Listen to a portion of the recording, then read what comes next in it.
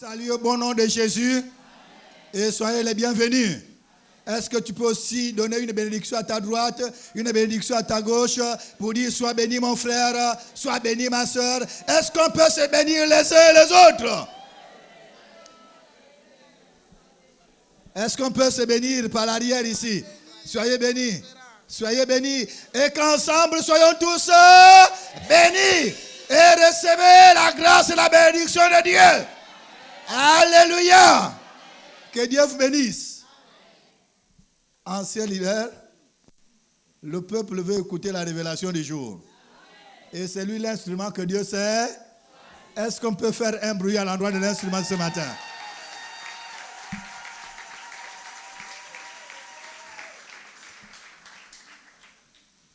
Bonjour peuple de Dieu.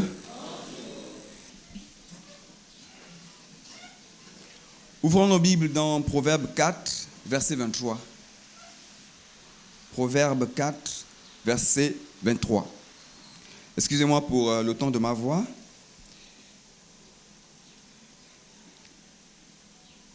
Proverbe 4, verset 23.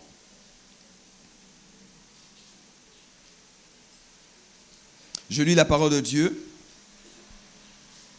Dans la version Louis II, il est écrit ceci. Garde ton cœur plus que toute autre chose, car de lui viennent les sources de la vie. Je reprends. Garde ton cœur plus que toute autre chose, car de lui viennent les sources de la vie. J'ai regardé dans plusieurs versions comment ce passage est retranscrit. Dans la version du semeur, il est écrit « Par-dessus tout, veille soigneusement sur ton cœur, car il est à la source de tout ce qui fait ta vie. » La version d'Arby dit « Garde ton cœur plus que tout ce que l'on garde, car de lui sont les issues de la vie. » Il y a une version, je ne sais pas si vous la connaissez, elle s'appelle Osterwald. Elle dit « Garde ton cœur plus que toute autre chose qu'on garde, car c'est de lui que procèdent les sources de la vie. » Et enfin, j'ai regardé dans le français courant. Le français courant dit « Avant tout, prends garde à ce que tu penses au fond de toi-même, car ta vie en dépend. »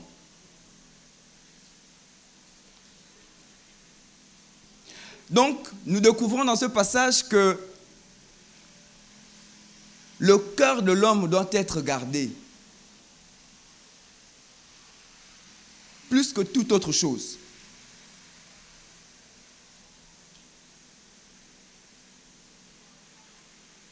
Pourquoi?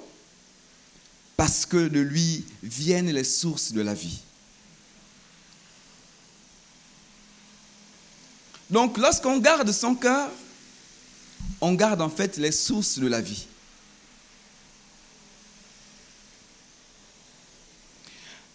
Dans ce passage que nous venons de lire, garde ton cœur, cette recommandation du Seigneur, puisque c'est le Seigneur qui parle par la bouche de Salomon, nous sommes dans le livre des Proverbes, nous savons que ce livre a été écrit par Salomon.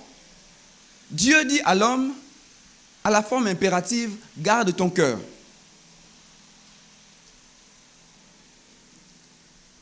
Et j'apprécie bien le fait que ce soit au singulier, à la forme impérative. Ça veut dire que cette recommandation est donnée à chacun de nous assis ici ce matin. Chacun de nous doit s'approprier cette recommandation du Seigneur. Garde ton cœur plus que toute autre chose. Nous gardons en effet beaucoup de choses. Il y en a pour qui ce sont les habits qui sont précieux. Pour d'autres, c'est la voiture. Pour d'autres, c'est la maison. Pour d'autres, même, ce sont les enfants. Pour d'autres, c'est l'argent. Pour d'autres, c'est la réputation, peut-être. Pour d'autres, c'est le diplôme, la qualification. Pour d'autres, c'est le téléphone qu'on garde bien. Il y a les contacts, il y a les vidéos, il y a les photos. Mais le Seigneur nous dit, plus plus que tout ce que j'ai cité et ce que je n'ai pas cité. Garde ton cœur. Alors, pour comprendre ce que Dieu veut dire exactement ici, il va falloir que l'on s'intéresse à certains mots-clés dans cette recommandation du Seigneur. Donc, nous allons voir dans un premier temps quelques définitions. Et ensuite, nous allons voir contre quoi le cœur doit être gardé. Quelles sont ces sources qui découlent du cœur? Et certainement, je pense, le plus important, c'est comment garder son cœur. Parce que pour appliquer une recommandation, il faut la comprendre. Il faut comprendre les contours. Amen. Il y a une Bible en hébreu qui s'appelle Strong. S-T-R-O-N-G-S.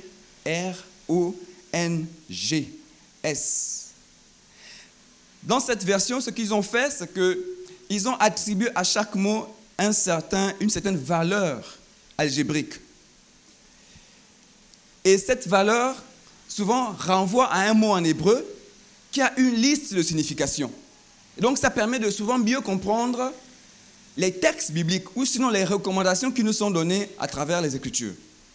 Donc, j'ai fait cet exercice pour nous. Le premier mot qui m'intéresse, c'est le mot « garder ». Justement, en strong hébreu, c'est le mot « natsar ». On n'est pas obligé de noter, mais ça veut dire garder, veiller, surveiller, préserver, garder contre les dangers. Moi, c'est l'expression préserver, garder contre les dangers qui a attiré mon attention. Ensuite, il y a le mot cœur. Le cœur renvoie à un mot hébreu qui est, selon la version Strong, s'écrit L-E-B. Ça renvoie à l'homme intérieur,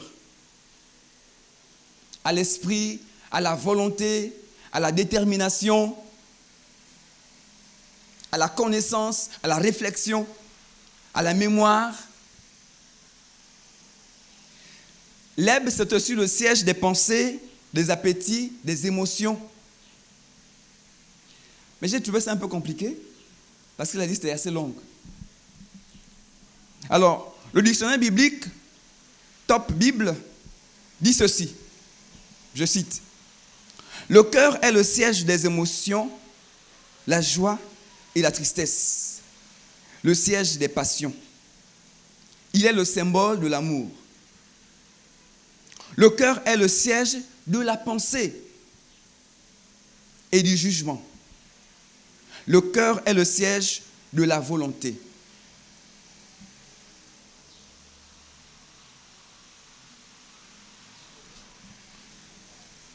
Le cœur est attaché à tout ce qu'il y a de plus important, de plus essentiel. Le cœur, c'est aussi le centre. Le cœur est, dans notre langue, représente donc, je disais tantôt, l'amour, la générosité, la franchise, le courage, etc., etc. Il n'y a pas une formule unique, en vérité, pour décrire le cœur. Donc, le sens du cœur va souvent se rattacher au contexte dans lequel il est mentionné. Le cœur est le centre de ce que chacun de nous est en tant qu'individu.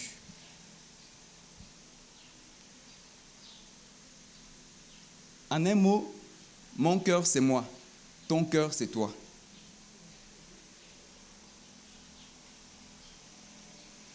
C'est avec notre cœur que nous choisissons de faire soit ce qui est bien, soit ce qui est mal.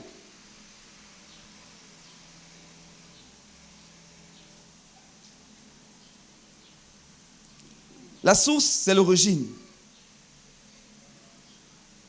La vie L'autre mot que je voudrais voir, donc, c'est le mot vie, puisqu'il dit que de lui viennent les sources de la vie. D'après le dictionnaire Robert, vie, c'est le fait de vivre. La vie, c'est l'ensemble des phénomènes, croissance, métabolisme, reproduction, que présentent tous les organismes animaux ou végétaux de la naissance à la mort. C'est l'espace-temps compris entre la naissance et la mort de tout individu.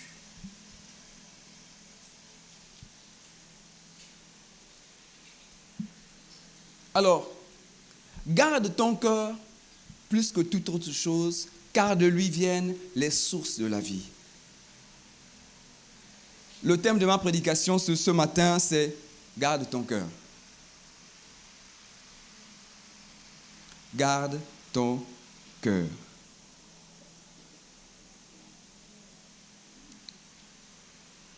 La recommandation de garder le cœur implique qu'il y a un certain nombre de dangers, visibles ou invisibles, auxquels le cœur est exposé. La liste peut être longue et chacun dans sa méditation peut en trouver, mais je vais en citer quelques-uns. Donc, mon premier point, c'est contre quoi doit-on garder, sinon protéger le cœur?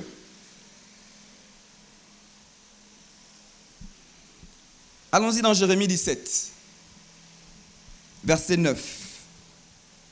Moi, j'aime toujours, je pense que la parole de Dieu s'explique par elle-même. Donc, nous allons parcourir pas mal de versets ce matin. Donc, préparez vos cœurs parce que j'ai 8 pages.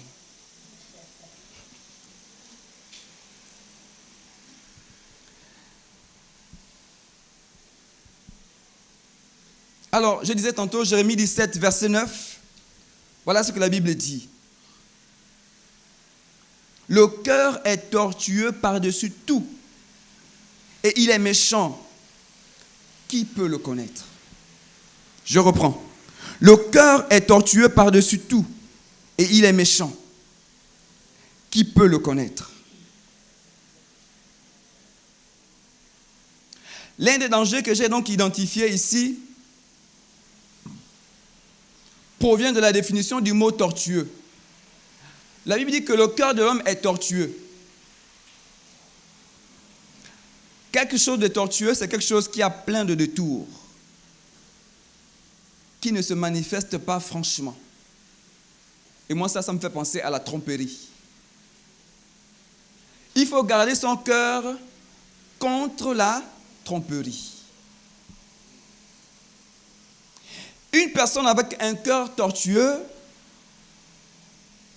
un fort instinct de trompeur, n'est pas facile à reconnaître.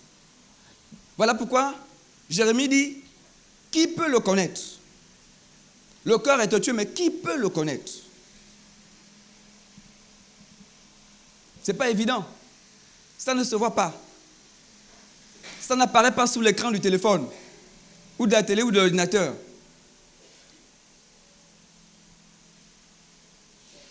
Un cœur tortueux, sinon un homme, une personne qui a un cœur tortueux, se présentera à nous avec toujours nous faisant croire qu'il veut notre bien. Nous faisons croire qu'ils ont nos intérêts à cœur.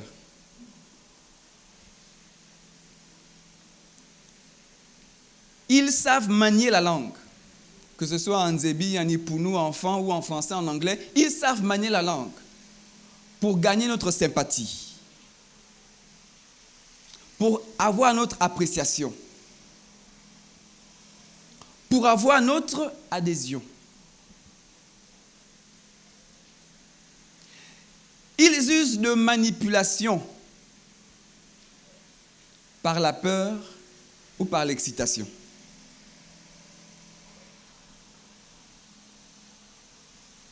Je m'explique. Il fut un temps, c'est vrai que c'est des histoires qu'on écoute de moins en moins au Gabon, mais il fut un temps où on promettait aux gens qu'ils pouvaient, moyennant une certaine somme, multiplier l'argent.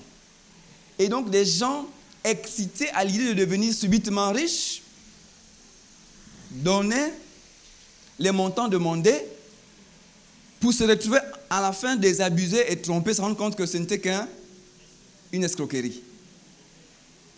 Moi, j'appelle ça de la manipulation par l'excitation. Donc, on te met en état d'extase. Il y a aussi la manipulation par la peur.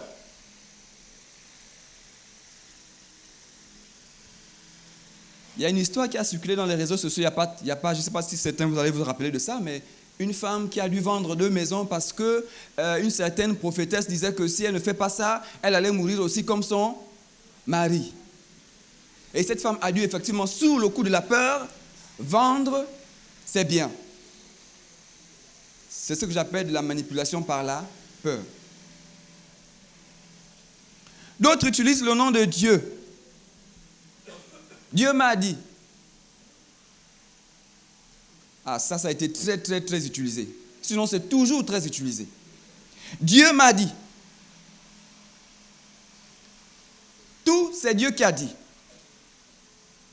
Ils n'ont pas de réflexion, ils n'ont pas de pensée, ils n'ont pas d'idée.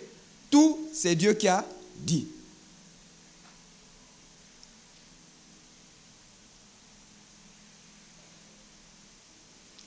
On veut faire passer sa propre idée, sa propre opinion. On dit Dieu m'a dit.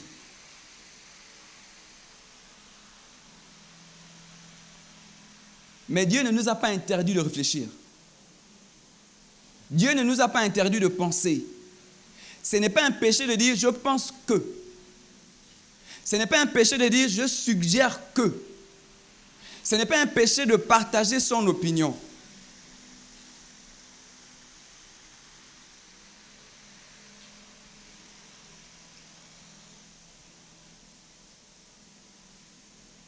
L'autre contexte dans lequel la tromperie est beaucoup utilisée, c'est le contexte des relations sentimentales. Et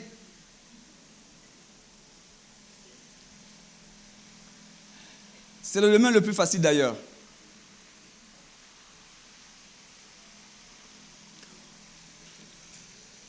Quelqu'un a dit que le vrai amour et le faux amour se ressemblent, surtout au début des relations, puisque c'est là où tout est beau, tout est joli, tout est merveilleux.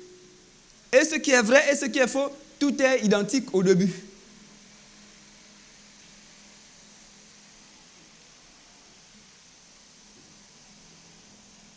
Et les personnes qui sont ce que j'appelle amoureux de l'amour se font facilement avoir. Là, ce sont les victimes les plus faciles, les amoureux de l'amour ou les amoureuses de l'amour.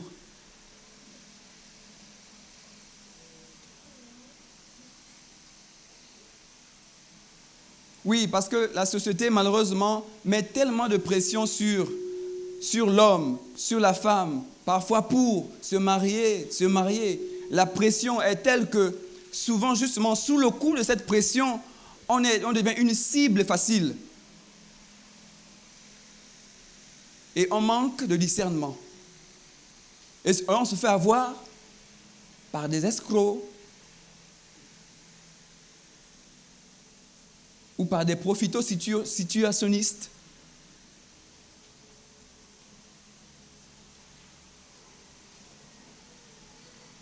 La tromperie met toujours la pression pour ne pas laisser la victime le temps de réfléchir.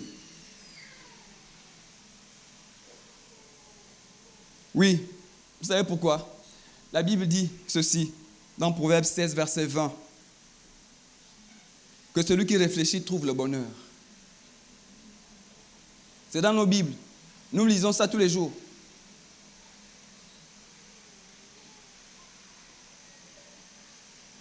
La tromperie spirituelle, avec Dieu m'a dit, quand parfois Dieu n'a rien dit du tout.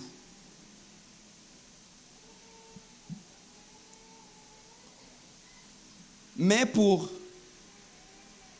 se donner une certaine crédibilité, pour se donner un certain poids, on dit Dieu m'a dit. Parfois, ce n'est pas Dieu qui a dit. Parfois, ce sont mes propres idées que je dis. C'est ma propre pensée que j'exprime. Il faut avoir l'honnêteté de dire, c'est moi qui pense que. Sœur, ta tenue là n'est pas convenable. Ne viens pas dire que c'est Dieu qui t'a dit. Ça se voit que la tenue n'est pas convenable. Dis à la sœur, la tenue n'est pas convenable. Frère, ces propos-là, ce n'était pas du tout bien. Ne dis pas que c'est Dieu qui t'a dit que les propos n'étaient pas bien. Donc Dieu, avec tout ce qu'il a à faire là,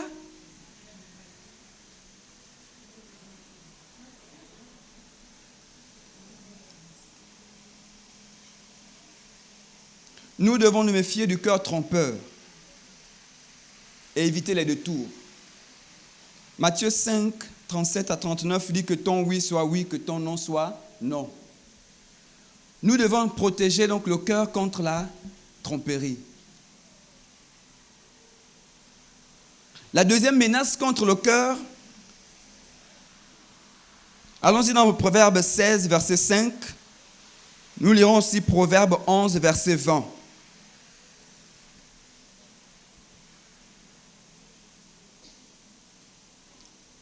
Proverbe 16, verset 5. Proverbe 11, verset 20. Proverbe 16, verset 5. L'Éternel a en abomination tout homme hautain de cœur. Je m'arrête là. L'Éternel a en abomination tout homme hautain de cœur. Proverbe 11, verset 20. La crainte de l'Éternel, c'est la haine du mal. L'arrogance et l'orgueil, la voie du mal. Et la bouche perverse, voilà ce que je hais. Deuxième point, contre quoi doit-on protéger notre cœur? De l'arrogance, de l'orgueil.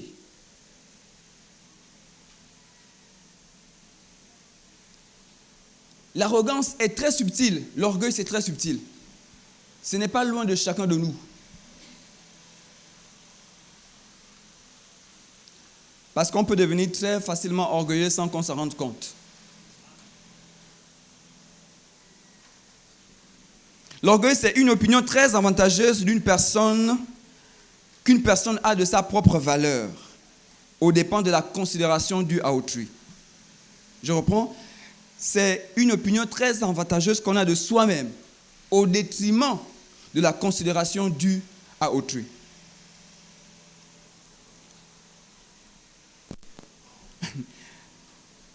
Il suffit que Dieu élève une personne nouvellement convertie dans un département, dans un comité, dans l'église.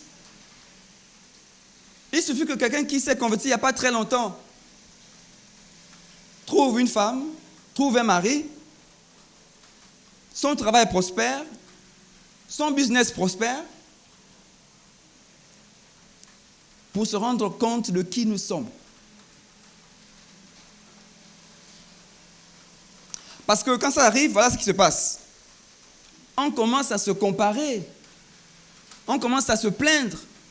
Moi qui suis dans l'église depuis, comment une personne comme ça, pourquoi c'est elle, pourquoi c'est lui qui a cette position, pourquoi c'est lui qui a cette responsabilité, pourquoi c'est elle convertie hier là, qui se marie avant nous, nous qui prions, nous qui sommes dans toutes les réunions, nous qui sommes dans toutes les activités. Dieu ne me voit pas. Si on a ce type de pensée, c'est de l'orgueil.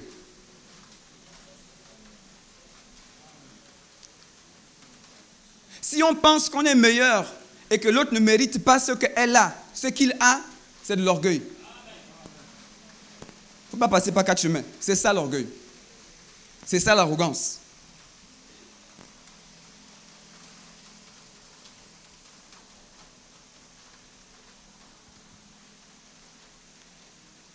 Il nous faut avoir l'attitude de David. Oui, le cœur de l'homme est méchant. Alors, que faut-il faire? Il faut avoir l'attitude de David. Proverbe 139, versets 23 à 24. Qu'est-ce que David dit? David dit, je ne suis pas sûr convaincu que je sois quelqu'un de bien. Je paraphrase. Je ne suis pas sûr d'être quelqu'un sans reproche, sans faute, sans faille. Alors il dit, sonde-moi, ô Dieu, et connais mon cœur. 139. Psaume 139. Psaume 139, versets 23-24. Il dit, sonde-moi, éprouve-moi et connais mes pensées. Il dit, regarde si je suis sur une mauvaise voie. Conduis-moi sur la voie de l'éternité.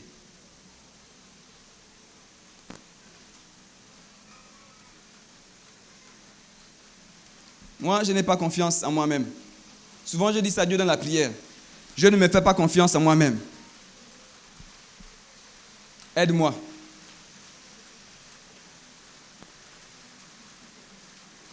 À chaque fois que je voyage, que je me déplace, j'arrive dans une ville où on ne me connaît pas. Je dis, Seigneur, je n'ai pas confiance en moi-même. Garde-moi ici. Ce n'est pas parce que personne ne me connaît que je dois maintenant faire la bamboula. Je dis, Seigneur, je n'ai pas confiance en moi-même. Garde-moi ici.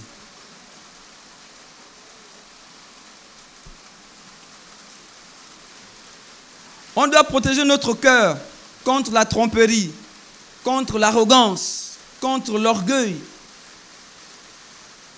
L'orgueil est subtil. Dans la famille, on peut se penser meilleur que tous. On oublie, on bafoue maintenant le droit de naissance parce qu'on a du pognon, parce qu'on a de l'argent, parce qu'on a une certaine position, une certaine autorité. Et on est chrétien. Attention.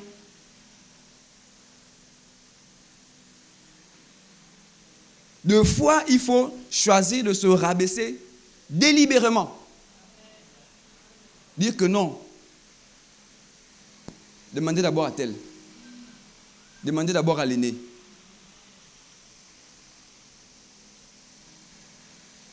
Même si vous savez que c'est vous qui avez la réponse, envoyez d'abord chez l'aîné. Que l'aîné dise, demandez au petit frère.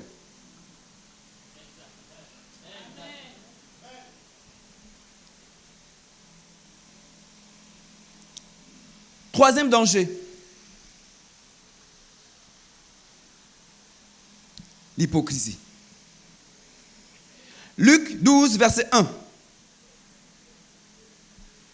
Sur ces entrefaites, je lis pour nous tous, les gens s'étant rassemblés par milliers au point de se fouler les uns les autres, Jésus se mit à dire à ses disciples, avant tout, gardez-vous du levain des pharisiens qui est l'hypocrisie.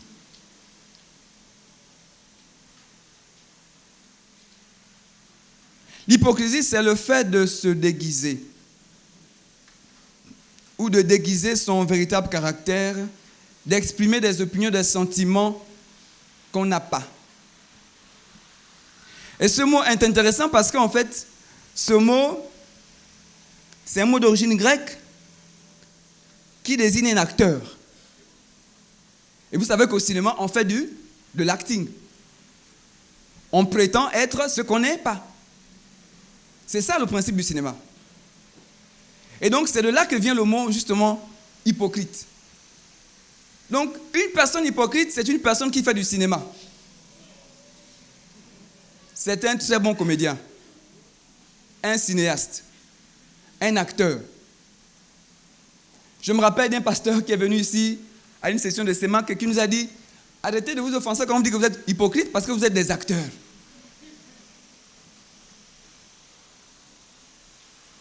Donc Jésus dit, gardez-vous du levain des pharisiens qui est l'hypocrisie.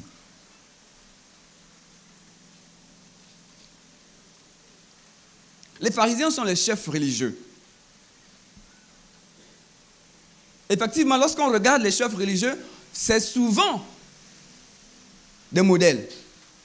Et donc, tout le monde cherche à imiter. Mais Jésus dit, attention, gardez-vous d'imiter l'hypocrisie des pharisiens.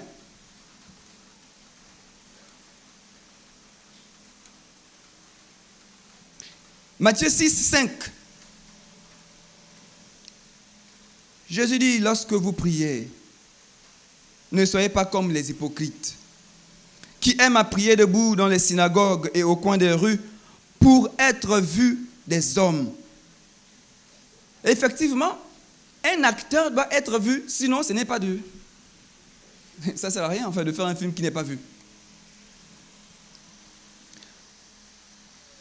Je vous le dis, pardon, je reprends. Lorsque vous priez, ne soyez pas comme des hypocrites qui aiment à prier debout dans les synagogues et au coin des rues pour être vus des hommes. Je vous le dis en vérité, ils reçoivent leur propre récompense. On est hypocrite quand on veut montrer sa piété. Or, la piété, on ne la montre pas, on la vit.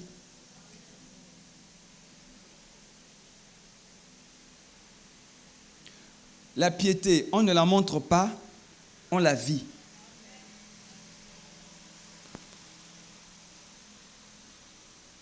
Pourquoi? Pourquoi on doit la vivre? Parce que si on est focalisé sur le fait de montrer aux gens qu'on est quelqu'un de pieux, on arrête de faire ce qu'on fait quand il n'y a personne qui regarde. Je reprends. Si la piété, on cherche à montrer aux gens qu'on est pieux, donc on pose un certain nombre d'actes pour se crédibiliser en tant que personne pieuse, personne spirituelle, dès qu'il n'y a personne pour regarder, on arrête de faire ces choses-là. Voilà pourquoi vous avez vu qu'il y a des gens, quand ils sont au milieu de nous, c'est un frère. Dès qu'ils se retrouvent hors de ce lieu, il arrête de faire ce qu'il fait au milieu de nous. Ou bien il ou elle. Parce que c'était simplement du cinéma. Arrêtons de faire le cinéma, soyons nous-mêmes. Soyons francs. Soyons francs, comme ça, ceux qui sont forts vont encourager les faibles.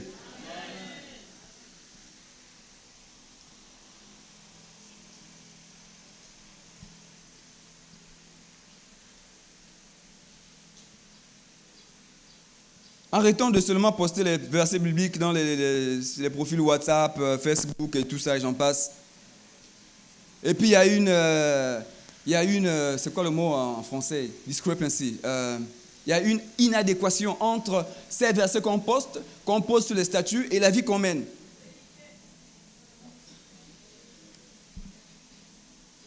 Non, soyons vrais.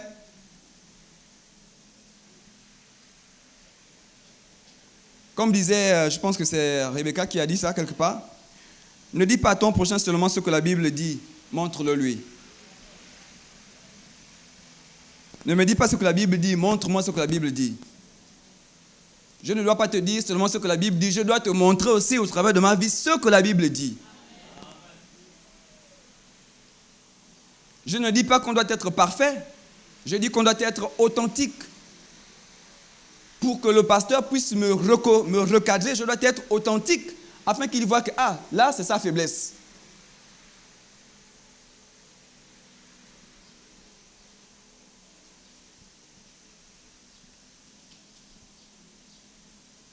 Luc 6, 42. Comment peux-tu dire à ton frère, frère, laisse-moi ôter la paille qui est dans ton œil, toi qui ne vois pas la poutre qui est dans le tien? Hypocrite! Ôte premièrement la poutre de ton œil et alors tu verras comment ôter la paille qui est dans l'œil de ton frère. On est hypocrite quand on refuse la repentance alors qu'on est champion pour la proclamer. Ça, c'est nous autres là, qui avons la lourde responsabilité de se lever ici et de parler de la part de Dieu. Avant de vous regarder, Dieu nous regarde d'abord.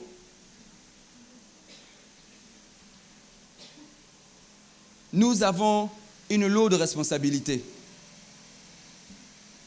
Parce que malheureusement, je dis bien malheureusement, quand on est en position de leadership, on devient un modèle, on devient un référent. Et je dis malheureusement, pourquoi? Parce que on n'est malheureusement pas les modèles parfaits. Le modèle parfait, c'est Christ. Et c'est sur lui, en fait, que la foi doit s'attacher. Pas sur ce que je fais ou ce que fait l'ancien Judicaël ou tous les anciens des diacres et diaconesses ou les responsables. Ce n'est pas ça. Pourquoi la foi s'affaiblit lorsque un responsable a pris un coup? Pourquoi ma foi doit s'affaiblir? Parce qu'un responsable est tombé.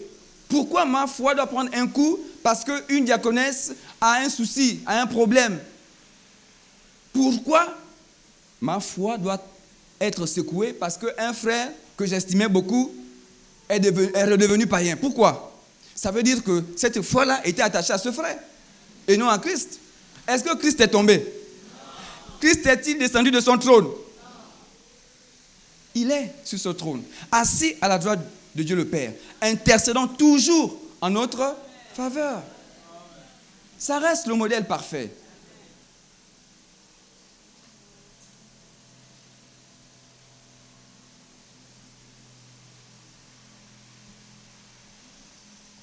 On doit protéger notre cœur contre l'endurcissement.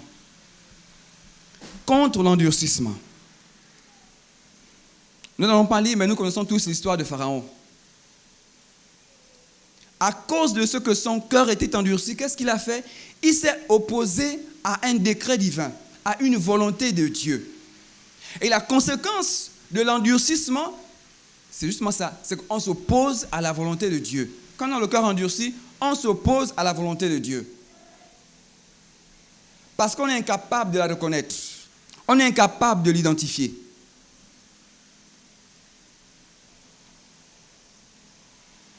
Et parce que Pharaon a été endurci, il s'est opposé au plan divin de la libération du peuple de Dieu. Il s'est retrouvé englouti sous les eaux de la mer. Psaume 95, verset 8 dit ceci. Aujourd'hui, si vous entendez sa voix, n'endurcissez pas votre cœur, comme à Mériba, comme au jour de Massa dans le désert.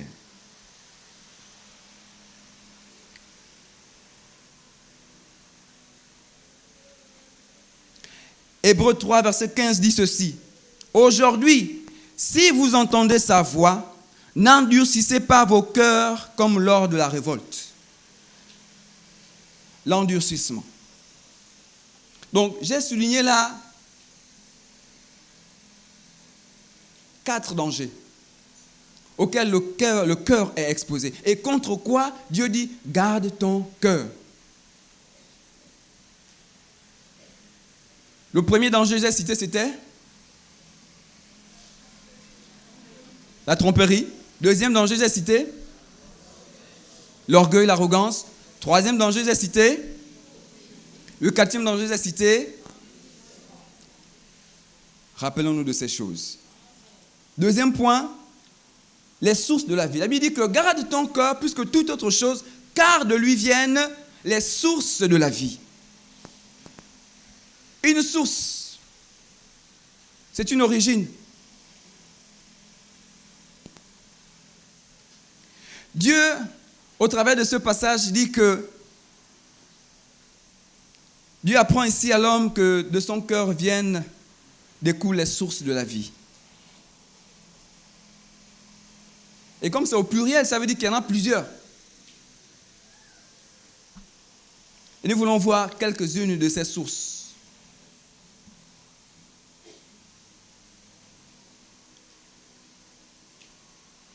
Il dit, garde ton cœur plus que toute autre chose, car de lui viennent les sources de la vie. Je voudrais souligner quelque chose ici. La Bible s'adresse, comme je disais tantôt, s'adresse à chacun de nous. Ça veut dire que chacun de nous porte dans son cœur les sources de sa propre vie. Donc, la jalousie, en fait, n'a pas de place, parce que chacun porte les sources de sa propre vie.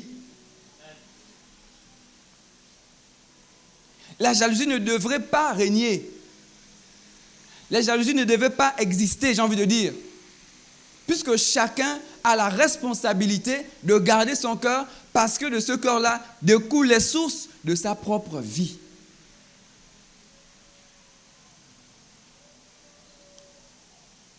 Alors, quelques sources de la vie. Lisons Proverbe 18, verset 21.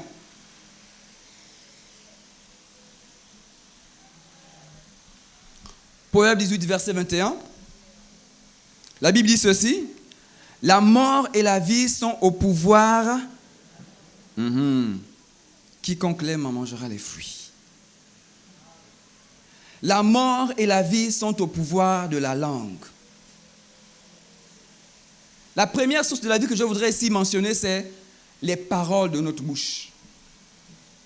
Ce que nous proclamons, ce que nous disons, est source de vie ou source de mort.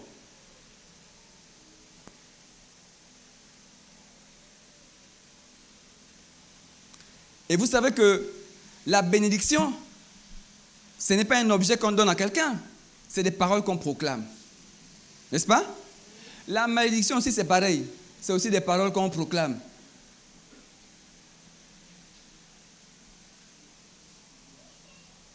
Donc, la mort et la vie sont liées au type de paroles que nous aimons proclamer, que nous affectionnons. Qu'est-ce qu'on proclame? Qu'est-ce qu'on dit sur les enfants? Je disais à mes enfants que il y a des fois, quand vous faites des bêtises, je me tais. Parce que je ne veux pas libérer une mauvaise parole sur vous. Donc, quand ils font, et je suis dépassé, je ferme la bouche et je vais dans ma chambre.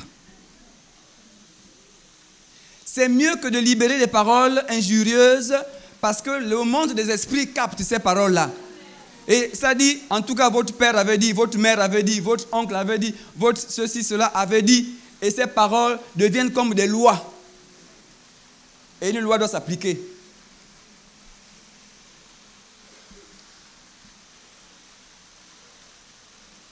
Luc 6, 45. La fin de Luc 6, 45 dit « Car c'est de l'abondance du cœur que la bouche parle. » Donc ça fait le lien entre le cœur qui est source de la vie. Le cœur, c'est de l'abondance du cœur que la bouche parle. Si les paroles, si la mort et la vie sont au pouvoir de la langue, mais ces paroles viennent d'où? Du cœur. Voilà pourquoi il dit « Garde ton cœur. »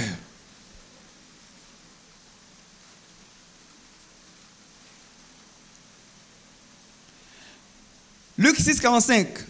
L'homme bon tire de bonnes choses du bon trésor de son cœur, et le méchant tire de mauvaises choses de son mauvais trésor. Je reprends. Luc 6, 45. L'homme bon tire de bonnes choses du bon trésor de son cœur, et le méchant tire de mauvaises choses de son mauvais trésor. Ah.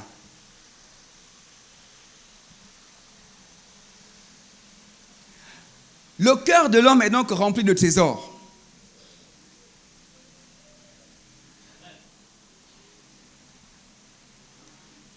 Qui ne veut pas un trésor? Qui peut dire cela que je ne veux pas de trésor?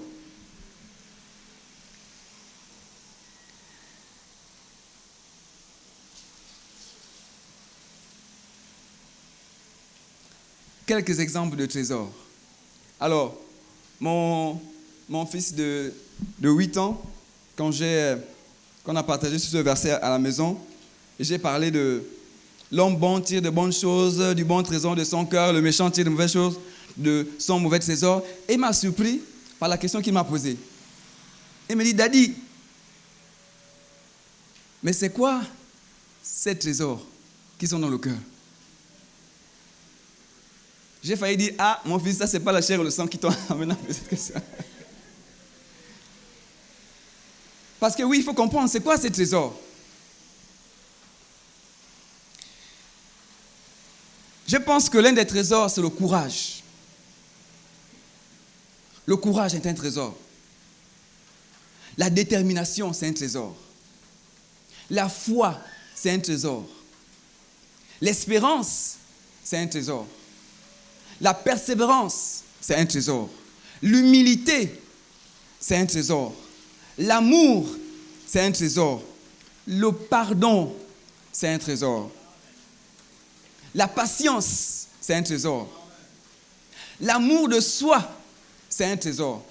Oui, le Seigneur dit, aime ton prochain comme toi-même. Donc c'est d'abord moi-même, après je peux aimer le prochain. Oui, vous savez, moi je pense que lorsqu'on se comporte mal avec les autres, c'est parce qu'on ne s'aime pas soi-même. En partie. Ou alors parce qu'on est orgueilleux justement. On s'estime au détriment des autres. La générosité, c'est un trésor. Il y en a qui n'aiment pas donner. Les mets peignent afro.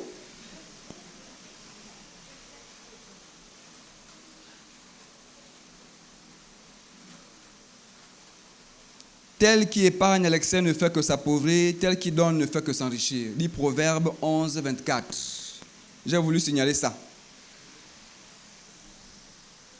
La paix, c'est un trésor.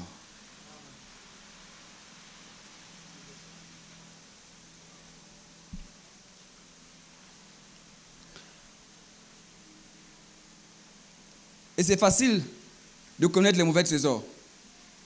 Mauvais trésors. La haine, le manque de pardon, l'impatience, l'orgueil, la cupidité, toujours en train de prendre les raccourcis, le découragement. C'est aussi un mauvais trésor. Parce que beaucoup abandonnent de très bonnes initiatives à cause du découragement. Le manque de persévérance, c'est un mauvais trésor. Il faut percer pour voir.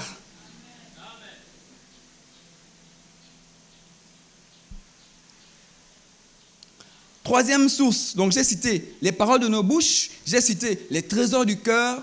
Troisième source, je vais parler de Proverbe 17, verset 22. Proverbe 17, verset 22. La Bible dit ceci. Un cœur joyeux est un bon remède, mais un esprit abattu dessèche les eaux. Un cœur joyeux est un bon remède, mais un esprit abattu dessèche les eaux. La troisième source, c'est la joie. La joie est salutaire pour nous. Et Paul va dire, soyez toujours joyeux. Il dit, je le répète, soyez toujours joyeux. La joie est un bon remède. La joie est une source de vie. Vous savez, j'étais surpris de découvrir que la référence est un journal qui s'appelle Le Point. Ils ont dit qu'à l'échelle mondiale, la dépression coûte 1000 milliards. 1000 milliards de dollars par an. Convertissez en francs CFA. Un franc CFA aujourd'hui, c'est presque 600. C'est 580 quelque chose. Donc presque 600. Arrondissons à 600. On dit que la dépression coûte à l'économie mondiale environ 1000 milliards. Le chiffre est faramineux. Donc la dépression, c'est un grave problème. Mais je nous assure qu'un cœur joyeux ne peut pas être dépressif. Que les choses soient bonnes ou pas, rien. Il y a des gens, vous les regardez, vous ne savez même pas. C'est quand ils commencent à vous raconter leurs difficultés que vous dites que quoi? Tu traverses tout ça? Sinon, ils sont toujours joyeux.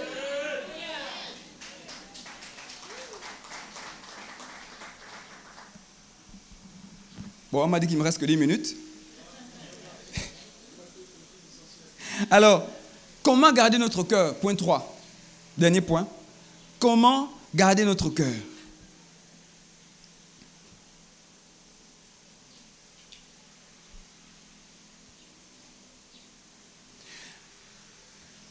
Alors, le mot hébreu, donc, qui est traduit par garder, en fait, signifie beaucoup de choses. Entre autres, le mot prison. Ça veut dire, en fait, qu'il faut garder le cœur comme une prison. Vous savez que dans une prison, ne rentre pas qui veut. Dans une prison, quand vous voulez voir quelqu'un qui est en prison, normalement, on contrôle ce que vous avez. Et quand vous sortez, on contrôle aussi. Donc, quand il dit garde ton cœur, il dit contrôle ce qui entre, mais contrôle aussi ce qui sort.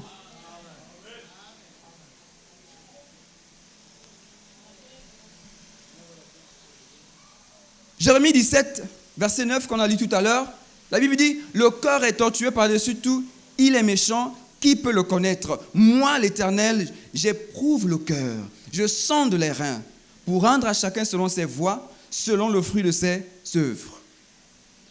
Donc, nous ne pouvons pas contrôler notre cœur. C'est lui-même Dieu qui est capable.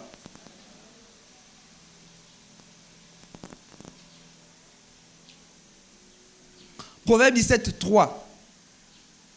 La Bible dit que le creuset est pour l'argent et le fourneau pour l'or. Mais celui qui éprouve les cœurs, c'est l'Éternel.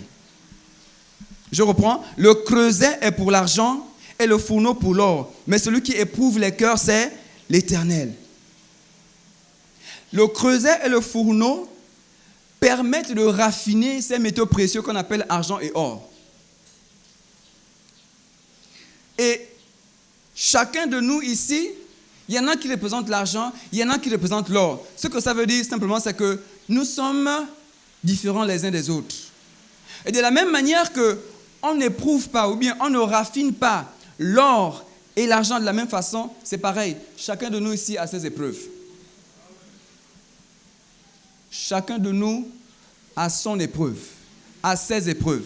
C'est Dieu qui choisit comment nous raffiner, comment faire sortir le meilleur qui est en nous.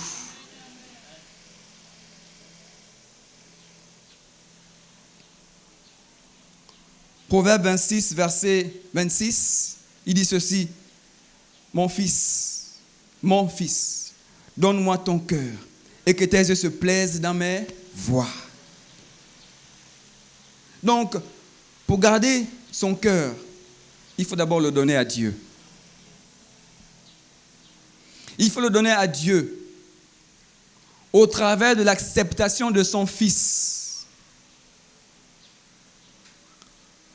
Sans lui, impossible de garder son cœur. Parce que le cœur de l'homme est tortueux. C'est-à-dire que même nous-mêmes, il nous trompe.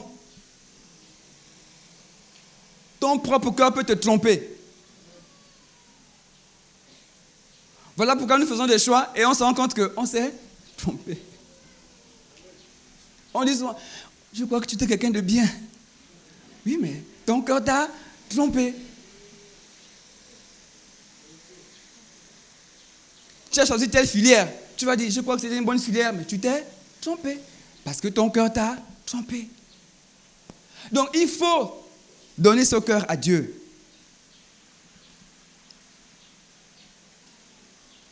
Et il dit, et que tes yeux se plaisent dans mes voies. Quelles sont ces voies? Les voies de Dieu sont la prière. Les voies de Dieu sont la méditation de sa parole. Les voies de Dieu sont l'enseignement. Les voies de Dieu sont l'implication dans l'assemblée des saints.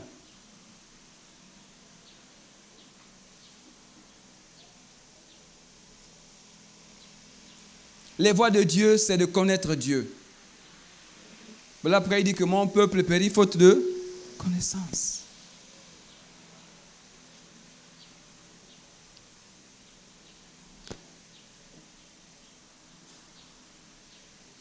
Proverbe 16, je vais terminer avec ça. Proverbe 16, voilà ce que la Bible dit. Verset 20. Celui qui réfléchit sur les choses trouve le bonheur. Et celui qui se confie en l'Éternel est heureux. Je reprends. Celui qui réfléchit sur les choses trouve le bonheur. Et celui qui se confie en l'Éternel est heureux. Il n'y a rien de tel que d'être en paix avec Dieu et avec soi-même. Je crois que c'est ce que Dieu veut de chacun de nous. Que nous soyons en paix les uns avec les autres et en paix avec lui. Pour qu'il déverse abondamment la vie qu'il a dit, qu'il est venu nous donner la vie et la vie en abondance. Soyez bénis au nom de Jésus. J'ai terminé.